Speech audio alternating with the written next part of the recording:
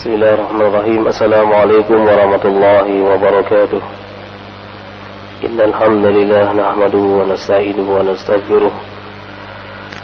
Na'udzu billahi min shururi anfusina wa min sayyiati a'malina. Man yahdihillahu fala mudilla lahu wa man yudlil fala hadiya lahu.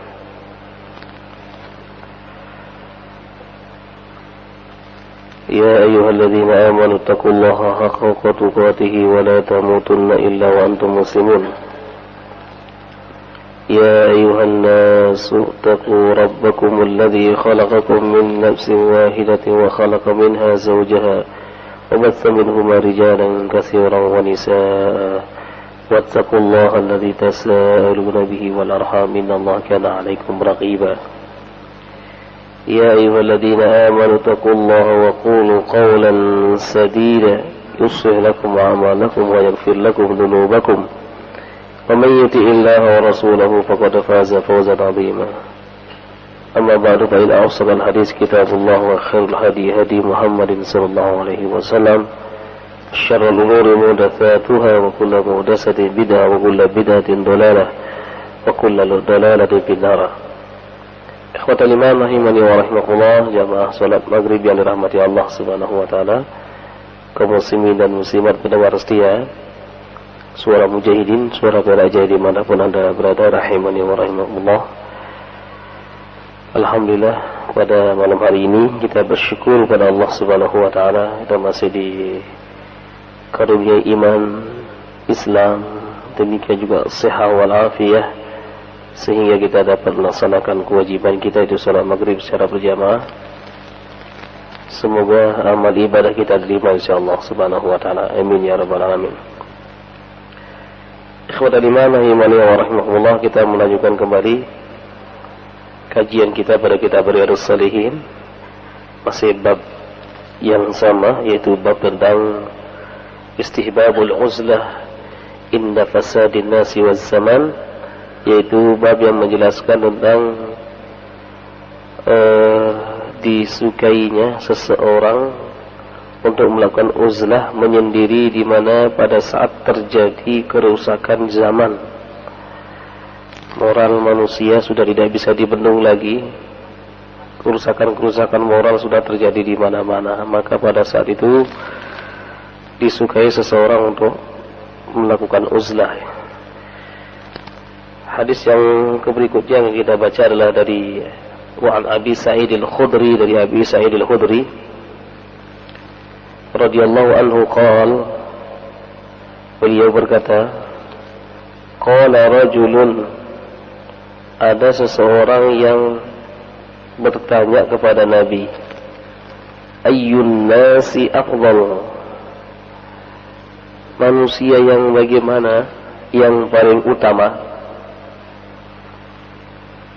Ya Rasulullah, ya Rasulullah. Kemudian Rasulullah SAW memberikan jawaban, qala mu'minun mujahidun binafsihi wa malihi fi sabilillah. Seorang mukmin yang berjihad dengan jiwa dan tenaganya dan dengan hartanya di jalan Allah subhanahu wa ta'ala.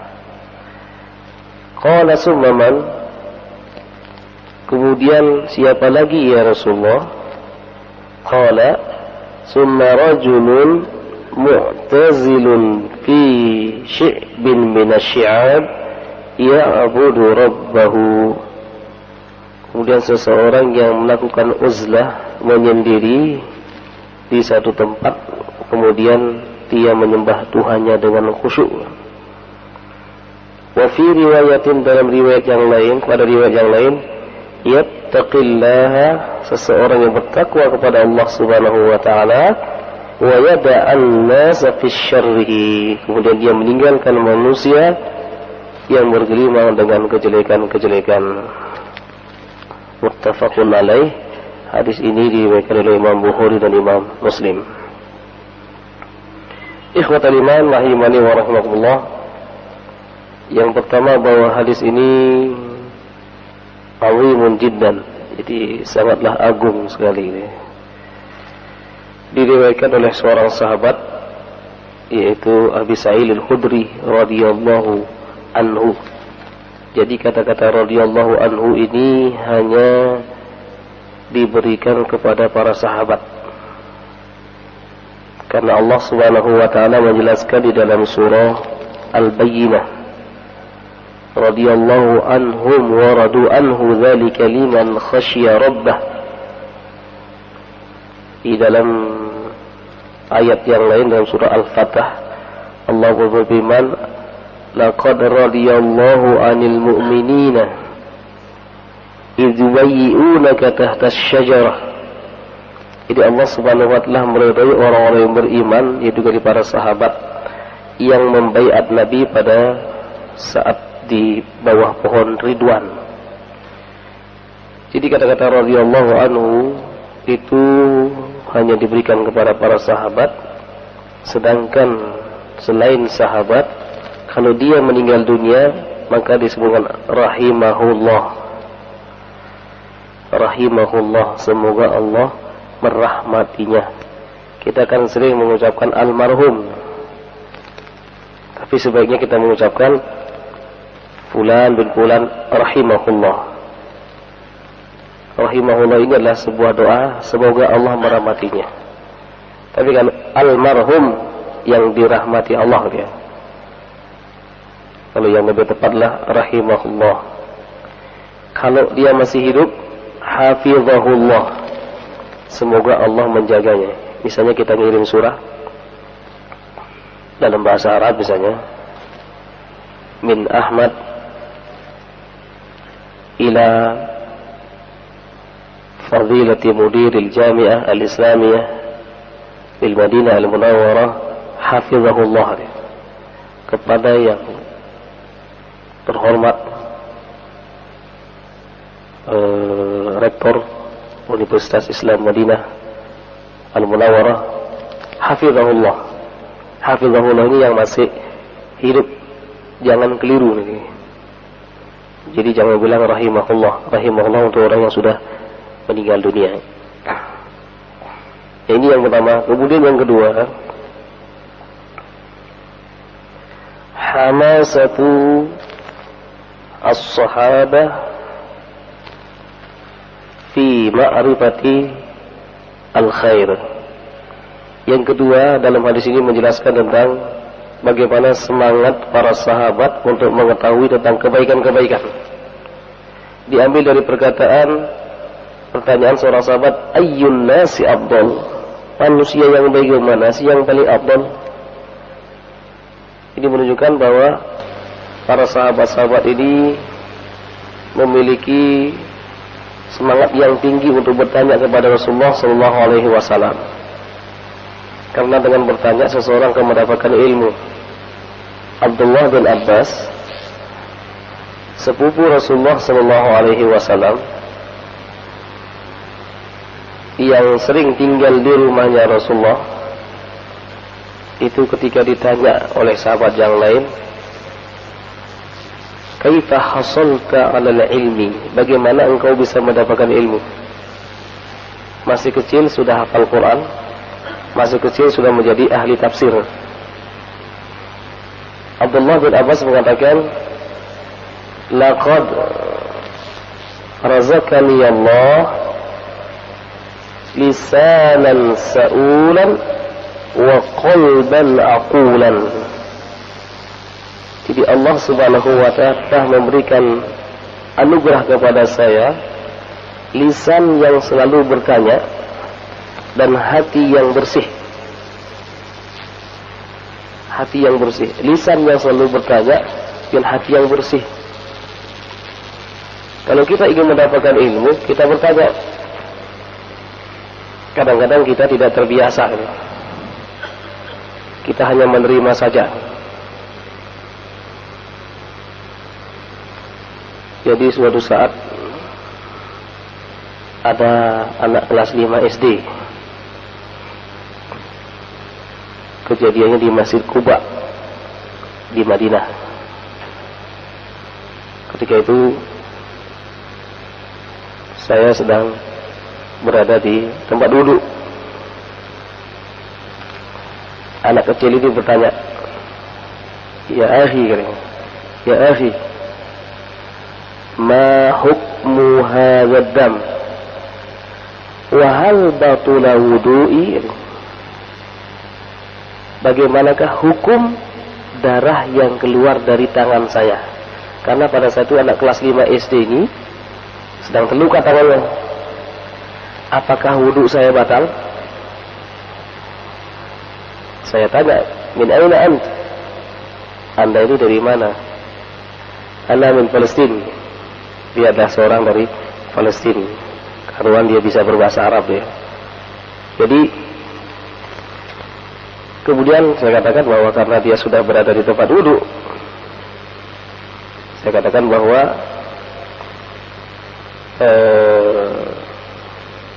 ad-dam idza kharaja wa huwa najis.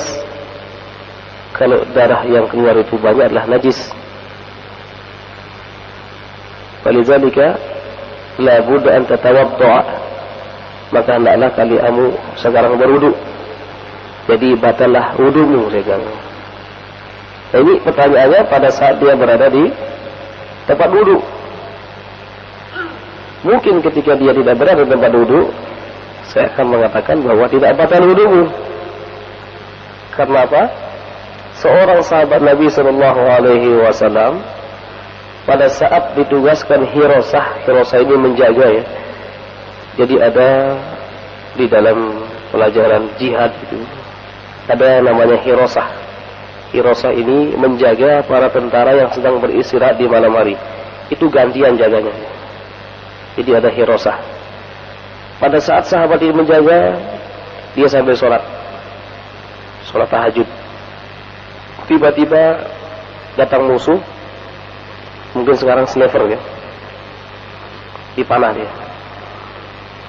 Pertama ketika itu dipanah punggungnya,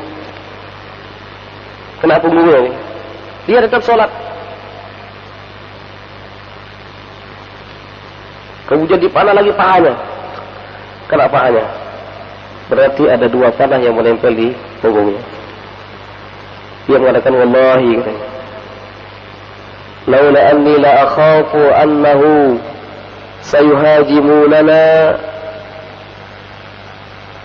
farrabu ahabu ilayya. Kalau sekiranya saya tidak khawatir, jangan-jangan nanti ketika saya teruskan sholat saya, mereka nanti menyerang para mujahid-mujahid yang sedang beristirahat. Demi Allah, Tuhan lebih saya cintai, katanya. Bayangkan kena panah, tetap sholat. Pada saat itu kena berkucuran darahnya. Nah, ini menunjukkan bahwa pada saat itu dia tidak membatalkan sholatnya lantaran terkena darah. Ini ada 2 jawabannya, 2 jawaban yang berbeda dia. Tapi ikhwatal iman rahimahullah, kembali kepada hadis ini bahwa hamasatus sahabat, kesemangatnya para sahabat sangat luar biasa. Nah, Ibnu Abbas tadi mengatakan bahwa saya diberikan Allah lisan yang selalu bertanya dan hati yang akul, hati yang bersih. Seorang yang menuntut ilmu hendaklah memiliki hati yang bersih, karena ilmu itu adalah cahaya. Cahaya itu tidak akan pernah menembus kepada orang yang berbuat maksiat. Sebagaimana Imam Syafi'i mengadukan hafalannya yang mulai melemah. Syakautu ila wakihi su'ahibwi fa arsyadani bi an tarkil ma'asi fa akhbarani bi anna al-ilma nur wa nurullahi la yuhda lil 'asi. Jadi cahaya Allah tidak akan pernah bisa menembus kepada orang yang selalu berbuat maksiat. Oleh karena itulah siapapun yang menuntut ilmu, khususnya adik-adik kita sekarang ini yang berada di masjid ini, kalau ingin mendapatkan ilmu yang bermanfaat, jauhilah maksiat-maksiat itu. Jangan sering-sering ke internet, kecuali kalau ada hal yang perlu, misalnya ada tugas. Hati-hati terhadap internet, karena internet ini bisa menyesatkan dan juga bisa membuat kita baik kalau kita bergunakan untuk hal-hal yang baik. Coba nanti dia buka situs w3www.academy Islamia Academy.net. Tapi ini isinya bahasa Arab semua. IslamiaAcademy.net. Baik. Jadi Ibnu Abbas mengatakan, Allah memberikan kepada saya hati yang bersih. Nah, kalau orang yang memiliki hati yang bersih, mudah dia menuntut ilmu. Gurunya nggak capek-capek menerangkan. Demikian juga muridnya aktif, bukan gurunya yang aktif. Guru sebagai pengantar saja. Belajar yang berhasil lah kalau murid itu yang lebih aktif daripada gurunya. Selalu bertanya. Dan ini harus selalu dikembangkan. Kita tidak menerima saja, oh ya percaya aja lah. Jangan, harus ditanya. Dari mana dalilnya, Pak? Tadi Ibu menerangkan ada dalilnya nggak, dari Al-Quran dan Sunnah. Ibu berani mengatakan bahwa manusia itu berevolusi sesuai dengan teori Darwin. Apakah ini tidak bertentangan dengan Al-Quran, Bu? Tanya dia. Tidak bertentangan kamu. Berarti gurunya tidak pernah baca Al-Quran. Allah mengatakan, laqad khalaqnal insana fi ahsani taqwim. Nanti coba dilihat CD-nya Harun Yahya. Judulnya adalah Runtuhnya Teori Darwinisme. Runtuhnya Teori Darwinisme. Yang memberikan sebuah jawaban yang tuntas tentang teori evolusi yang batil. Baik, ini yang kedua. Yang ketiga sekarang baru jawaban Rasulullah. Siapa sih yang paling afdal? Yang pertama, mu'minun mujahidun binafsihi. Seorang mukmin yang berjihad dengan jiwa dan raganya. Jangan kita langsung beranggapan bahwa ketika kita berbicara jihad itu perang. Yang pertama perlu diketahui bahwa makna jihad itu memiliki maratib, ada tingkatan. Yang pertama kata Ibnu Qayyim dalam kitabnya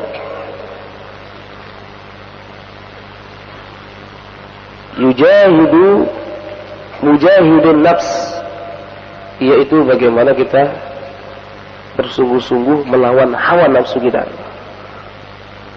Karena sungguh hawa nafsu kita inilah yang paling besar.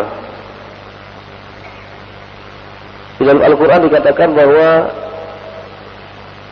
syaitan itu adalah lemah. Inna kaida syaitani kana dha'ifah. Sesungguhnya tipu daya syaitan itu lemah. Sesungguhnya nafsu kita inilah yang harus betul-betul kita tundukkan. Kalau kita melakukan sesuatu, berperang karena dendam, berarti kita belum dikatakan berjihad. Kalau kita berjihad karena sakit hati, belum dikatakan berjihad. Jadi jihad itu betul-betul adalah semata-mata untuk meninggikan kalimat Allah. Permasalahannya jelas, musuhnya juga jelas. Oleh karena itu yang pertama kali kita jihadi adalah nafsu kita. Kalau kita belum bisa menundukkan hawa nafsu kita, bagaimana kita akan menundukkan orang lain? Bagaimana kita akan menundukkan musuh-musuh Allah Subhanahu wa ta'ala? Kemudian martabah yang kedua adalah jihadus syaitan, yaitu bagaimana kita melawan syaitan.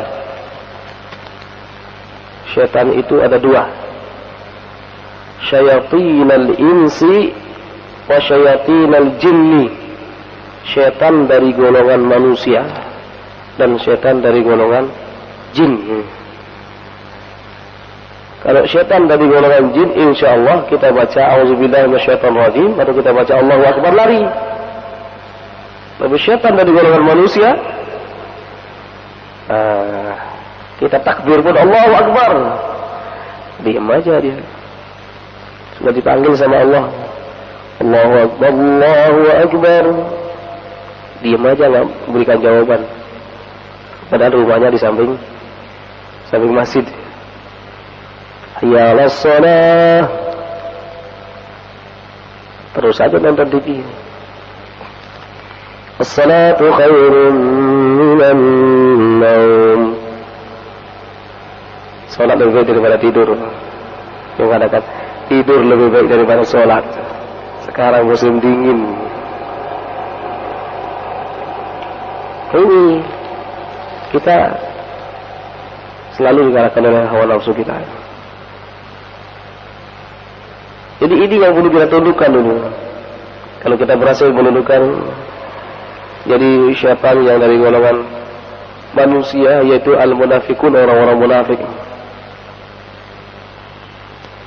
Sampai tikus mendengarkan pengajian lagi.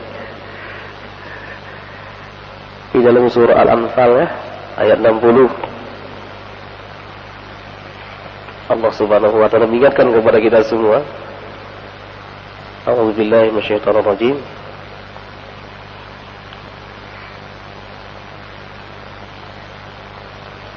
Al-Anfal ayat 60.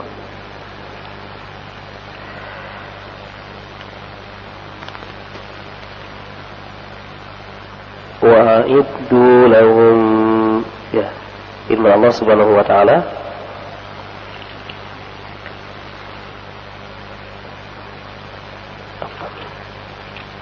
jadi lupa ya.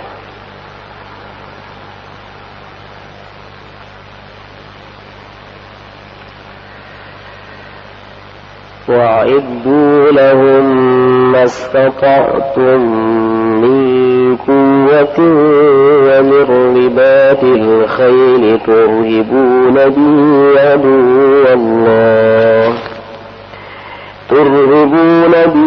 عَدُوَّ اللَّهِ وَعَدُوَّكُمْ وَآخَرِينَ مِن دُونِهِمْ لا تعلمونهم الله يعلمهم وما تنفقوا من شيء في سبيل الله يوفى إليكم وأنتم لا تظلمون وأعدوا لهم ما استطعتم من قوة ومن رباط الخيل. Dan hendaklah kalian mempersiapkan diri-diri kalian dengan kekuatan. Wa min ribatil khayli, dan menyiapkan pasukan berkuda. Turhibuna bihi aduwallah, untuk memberikan rasa khauf, rasa menggentarkan musuh-musuh Allah. Wa aduwakum, dan musuh-musuh kalian itu orang-orang kafir. Wa akharina min dunihim, bukan orang kafir, bukan syaitan, tetapi orang-orang munafik.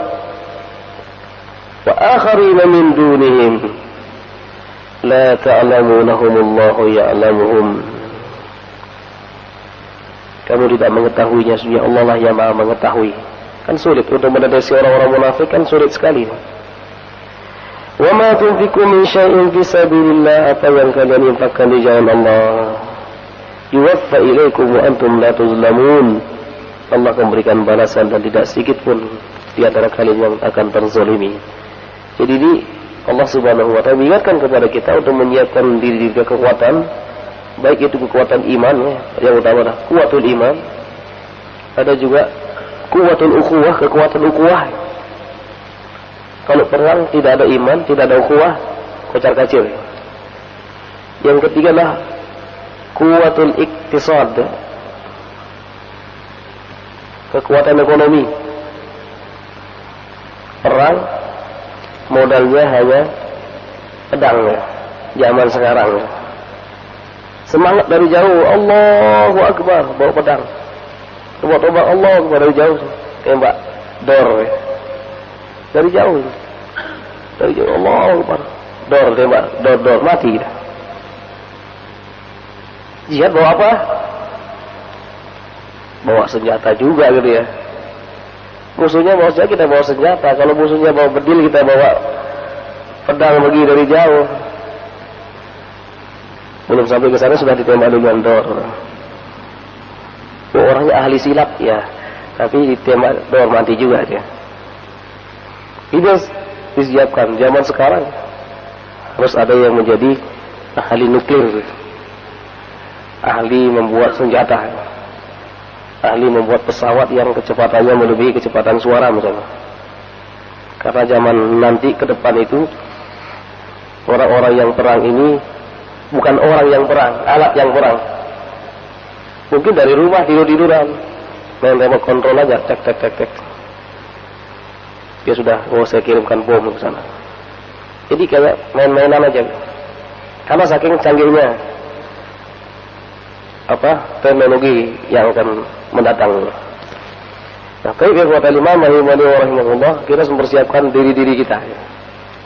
Nah, tadi pagi kita juga katakan bahwa persiapan yang paling utama adalah al-ilm. Ilmu yang harus kita miliki. Tadi kekuatan iktisad, ada lagi kekuatan kuwatut tanzim, kekuatan organisasi. Terkoordinir, terorganisir dengan baik.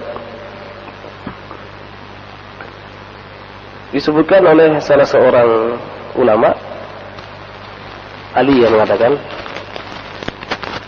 al-haqqu bila nizam yaglibuhul batil bin nizam. Kebenaran yang tidak terorganisir dengan baik itu bisa dikalahkan dengan kezaliman, kejahatan yang terorganisir dengan baik, terkoordinir dengan baik. Banyak, tetapi nggak ada yang mengarahkan. Harus ada yang mengarahkan. Karena itu Allah mengingatkan kepada kita, wal takum minkum ummatun yad'una ilal khairi. Hendaklah di antara kalian ada kelompok umat yang senantiasa menganjurkan untuk berbuat baik dan mencegah daripada perbuatan mungkar. Ada kelompok kecil yang selalu yang memperdalami agama ini, kemudian menyusun kekuatan-kekuatan. Inilah yang nanti akan bisa memberikan izzah kepada Islam ini, memberikan kemuliaan. Ini kalau banyak tidak terkoordinir dengan baik, ya sudah, masing-masing ada yang ke barat, ada yang ke timur. Karena itu Rasulullah SAW membina para sahabat, mentarbiyah para sahabat 13 tahun di Mekah adalah tarbiyah al-iman, tarbiyatul iman, atau at-tarbiyah al-imaniyah. Betul-betul keimanan. Kemudian sampai di Madinah mereka dipersaudarakan antara kaum Muhajirin dan kaum Ansar, sudah menjadi saudara. Tidak hanya saling kenal, tapi saudara. Pada saat itu kemudian turun ayat tentang jihad. Nah, sekarang saatnya engkau berjihad. Karena hanya kalau sekedar kenal, kalau musuh datang banyak, akan lari kocar-kacir nanti. Tapi kalau sudah bersahabat, sudah berbaiat, sudah disahabatkan, sudah dipersaudarakan oleh Rasulullah SAW, mereka tidak akan pernah melarikan diri. Bahkan mereka akan mengatakan, wahai saudara-saudaraku, kita akan berperang sampai tetes darah penghabisan. Tidak ada yang melarikan diri. Karena apa? Dibingkai dengan kekuatan iman dan kekuatan ukhuwah al-islamiyah dan kekuatan ta'zim, terorganisir dengan baik. Tapi ikhwatal imam rahimani wa rahmatullah, kita kembali kepada hadis ini, mujahidun bi nafsihi, yaitu berjihad dengan jiwa raga. Yang pertama tadi adalah bagaimana kita menjihadi nafsu kita. Yang kedua adalah syaitan, kemudian baru nanti yang terakhir adalah martabatu jihadul kufur, menjihadi orang-orang kafir, menjihadi kekufuran. Sekali lagi tujuan jihad bukan untuk menghancurkan, tetapi untuk mengeluarkan manusia dari kegelapan menuju alam yang terang benderang. Oleh karena itulah, ketika kita mempelajari sebuah ilmu, maka ilmu ini hendaklah bermanfaat dan kita berdakwah di masyarakat. Itulah jihad kita. Itulah jihad kita. Nah, jihad yang dalam artian perang, sebagaimana diteraskan tadi pagi, adalah kalau betul-betul tidak ada jalan lain lagi kecuali itu, maka itulah yang ditempuh. Nah, di sini mujahidun bi nafsihi, berjihad dengan dirinya, wa malihi, dan juga hartanya. Jadi orang yang tidak mampu berangkat untuk berjihad berperang atau tidak mampu berdakwah, maka dia hendaklah berjihad dengan hartanya. Oh, saya punya harta sekian, tolong dimanfaatkan untuk pembinaan para mujahid. Saya punya dana sekian, gunakan untuk berdakwah, gunakan untuk memberikan kafalah kepada mereka-mereka yang menghafal Al-Quran, berikan beasiswa kepada mereka-mereka yang cerdas di dalam mendalami agama ini. Karena punya harta, dia punya kesempatan, ya dia pergi untuk berjihad di jalan Allah Subhanahu wa Ta'ala. Ada lagi nggak punya harta, nggak ada kesempatan, tapi punya tempat. Tolong tempat saya digunakan untuk melakukan pembinaan atau untuk pengajian. Dan itu bagi mereka-mereka yang sudah siap betul-betul ke medan jihad. Nah, termasuk menuntut ilmu sebagaimana disebutkan dalam surah Taubah, ya, ayat 122, termasuk jihad di jalan Allah Subhanahu wa Ta'ala. Firman Allah, a'udzubillahi minasyaitonir rajim. At-Taubah, ya, ayat 122. Wa ma kana lil-mu'minina liyanfiru kaffah falawla nafara min kulli firqatin minhum ta'ifatun liyatafaqahu fid-din wa liyunziru qawmahum idza raja'u ilayhim la'allahum yahzarun. Dan tidak sepatutnya orang-orang mukmin itu semuanya pergi ke medan perang. Mengapa sebagian dari setiap golongan di antara mereka tidak pergi untuk memperdalam ilmu, pengetahuan agama, agar mereka nanti memberi peringatan kepada kaumnya ketika mereka kembali. Jadi orang-orang yang menuntut ilmu sama nilainya dengan orang yang berjihad di jalan Allah Subhanahu wa Ta'ala. Baik, ikhwatal iman rahimani wa rahmatullah. Kemudian yang terakhir dari hadis ini adalah orang yang afdal, orang yang paling utama. Jadi setelah mereka berjihad adalah mereka-mereka yang mu'tazilun fi syi'bin minasyi'ab ya'budu rabbahu.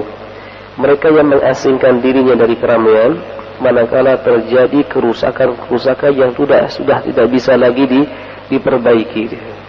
Ketika dia berdakwah di situ, justru dia yang terkontaminasi, bukan dia yang bisa mewarnai masyarakatnya. Justru dia yang terwarnai. Nah, pada saat itu dia meninggalkan masyarakatnya dan dia beribadah menyendiri di sebuah tempat yang diketahui oleh dia dan Allah Subhanahu wa Ta'ala. Baik, ikhwatan iman rahimani wa rahimahullah, inilah yang dapat sampaikan pada kesempatan berbahagia ini. Masih ada satu hadis lagi dalam bab ini, masih ada 3 hadis. Insyaallah kita lanjutkan pada pertemuan berikutnya. Masih ada waktu, barangkali ada yang ingin bertanya, tafadhol silakan. Assalamualaikum warahmatullahi wabarakatuh. Mau tanya, Ustaz.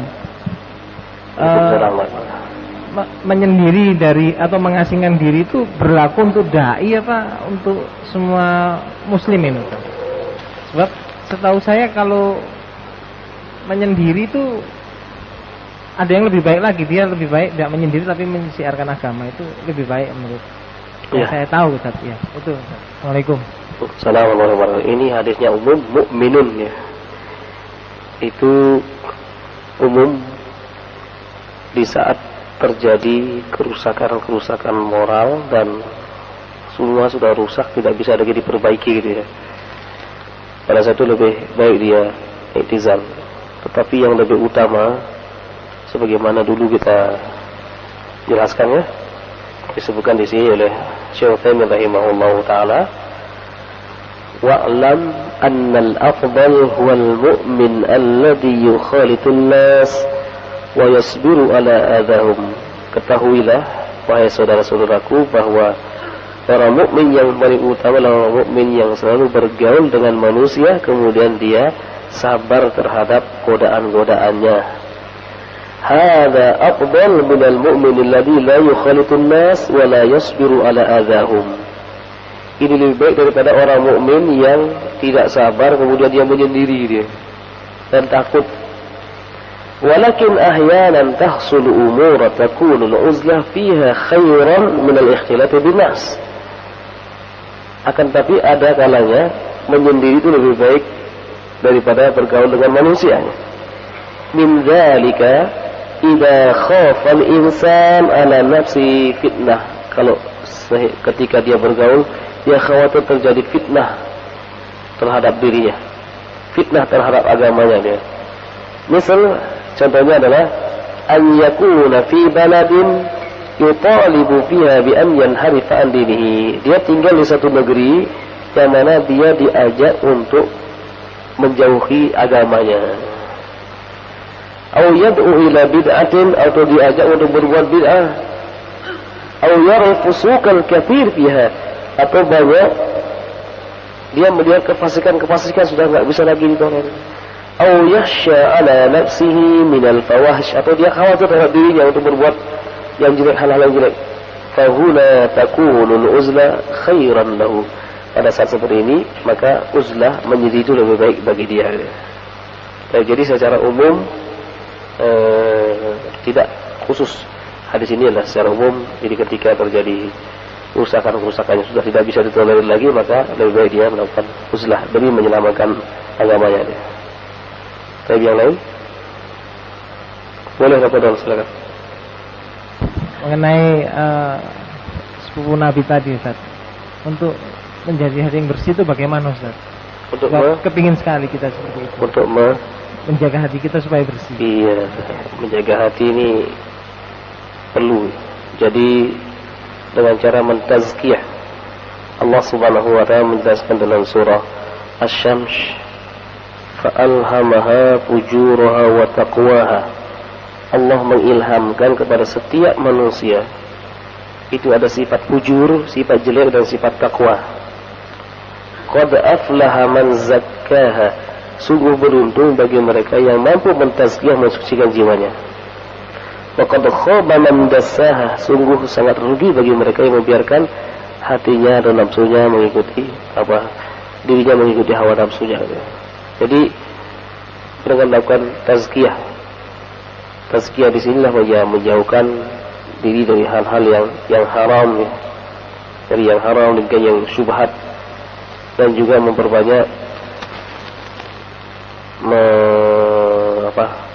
membaca Al-Quran. Atau kita bisa dengan melakukan mengoptimalkan power, ya. Pernah saya terangkan tentang power dulu. Power itu artinya apa? Kekuatan, ya. Tapi power ini ada singkatannya, ada kepanjangannya. P-nya adalah pelajari sejarah orang-orang sukses, para nabi, bagaimana mereka berdakwah, bagaimana bisa mereka mempertahankan keimanan.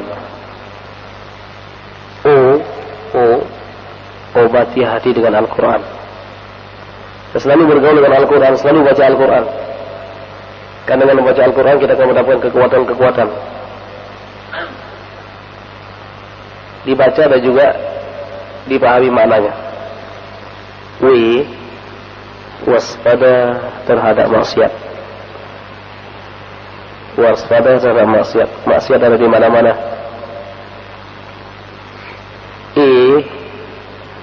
Enyahkan malas beribadah.